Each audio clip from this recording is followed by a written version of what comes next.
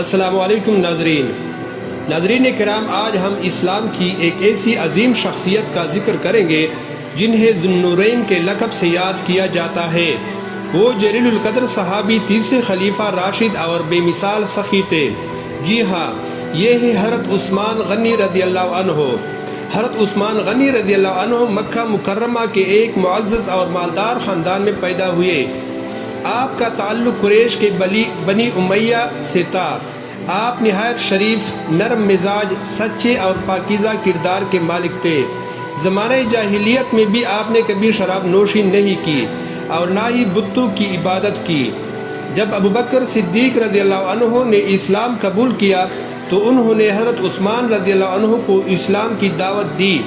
آپ نے بغیر کسی ہچکچاہٹ کے اسلام قبول کر لیا اور ابتدائی مسلمانوں میں شامل ہو گئے۔ حضرت عثمان رضی اللہ عنہ کو ذو النورین یعنی دو نوروں والا کہا جاتا ہے۔ یہ اعزاز دنیا میں کسی اور شخص کو حاصل نہیں ہوا۔ آپ کا نکاح پیرے رسول اللہ صلی اللہ علیہ وآلہ وسلم کی ساجزادی رقیہ سے ہوا۔ ان کے وصال کے بعد رسول اللہ صلی اللہ علیہ وسلم نے اپنی دوسری ساجزادی ام کلثوم کا نکاح بھی حضرت عثمان رضی اللہ عنہ سے کر دیا۔ حضرت عثمان رضی اللہ عنہ کی سب سے نمایاں صفت ان کی سخاوت تھی۔ جب مدینہ منورہ میں پانی کی شدید قلت تھی تو ایک کنواں بئر روما ایک یہودی کی ملکیت تھا جو پانی فروخت کرتا تھا۔ مسلمانوں کو سخت دشواری کا سامنا تھا۔ حضرت عثمان رضی اللہ عنہ نے اپنی دولت سے یہ کنواں خرید لیا اور مسلمانوں کے لیے وقف کر دیا۔ اس کے بعد ہر شخص بلا معاوضہ پانی حاصل کرنے لگا۔ یہ ایسا صدقہ جاریہ تھا جس کا ثواب آج تک جاری ہے۔ سن 9 ہجری میں غزوہ تبوک کے موقع پر مسلمانوں کو مالی مشکلات کا سامنا تھا۔ رسول اللہ صلی اللہ علیہ وسلم نے مسلمانوں کو جہاد کے لیے مالی تعاون کی ترغیب دی۔ حضرت عثمان رضی اللہ عنہ کھڑے ہوئے اور 300 اونٹ مکمل ساز و سامان کے ساتھ پیش کر دیے۔ پھر 1000 دینار بھی نبی کریم صلی اللہ علیہ وسلم کی خدمت میں پیش کیے۔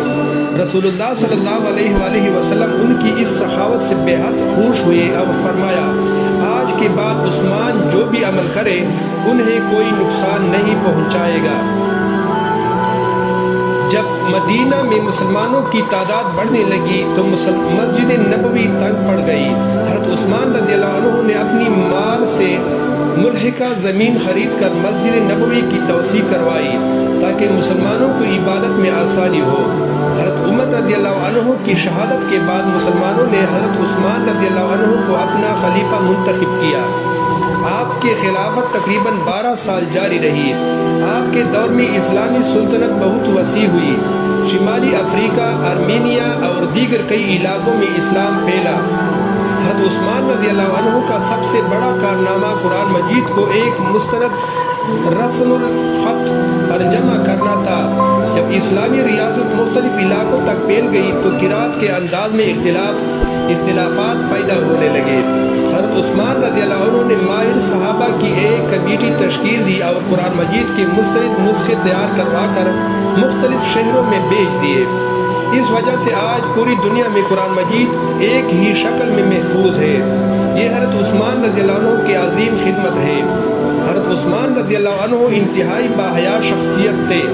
رسول اللہ صلی اللہ علیہ وآلہ وسلم نے ان کے بارے میں فرمایا کہ فرشتے بھی عثمان سے حیا کرتے ہیں۔ آپ نرم مزاج، رحم دل اور عبادت گزار تھے۔ اکثر راتوں کو قرآن مجید کی تلاوت میں گزار دیتے تھے۔ آپ کی خلافت کے آخری دور میں بعض فتنہ پرور لوگوں نے بغاوت شروع کر دی۔ باغیوں نے مدینہ منورہ میں آپ کے گھر کا محاصرہ کر لیا۔